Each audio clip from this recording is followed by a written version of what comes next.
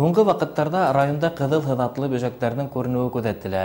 Улар кәбестә, шалкан, редиска, горчица япрактарын ашай. Тулырак килә репортажда. Бөҗәктәр тәүдә Әбделкәрим, Күсе авылдарында күренә. Сакырылмаган кунакларның атамаһын һәм улардан ниндәй кимәлдә хәвеф янавын асыклар өчен районга Авыл хуҗалыгы министрлыгынан һәм Баш плодородие дәүләт предприятиеһеннән вәкилләр сакырылды. Бөҗәкте Өфөнең биология институтында тикшергәндән һуң, уның япрак куңгызы икәне асыкланды. Япрак куңгызының был төрө кәбестә культураларынан тыш рапс, көнбагышты үз итеүе билдәле. Әлеге вакытта райондың бернисә авыл хуҗалыгы предприятиеһендә был бөҗәкләрнең басуларга төшүе күзәтелә. Райондың авыл хуҗалыгы идаралыгы саралар күргәндә инде. Бөҗәкләрдән котылу өчен Баш плодородие предприятиеһеннән 2 тонна фаскорт инсектициды алынган. Тиз арала басулар был препарат менән эшкәртеләсәк. Тәүдә күренде авыл биләмәләре эргәһендә, һау буйларында, шәхси йорттар эргәһендәге баксаларда күренде.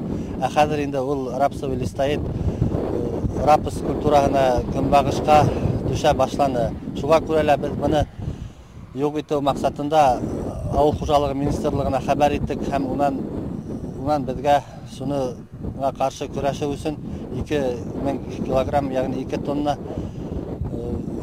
инсектицид бүленде. Ул инсектицид фаскорт дип атала һәм без шуны киләһе көндәрдә эш башлайбыз инде район буенча эшкәртергә.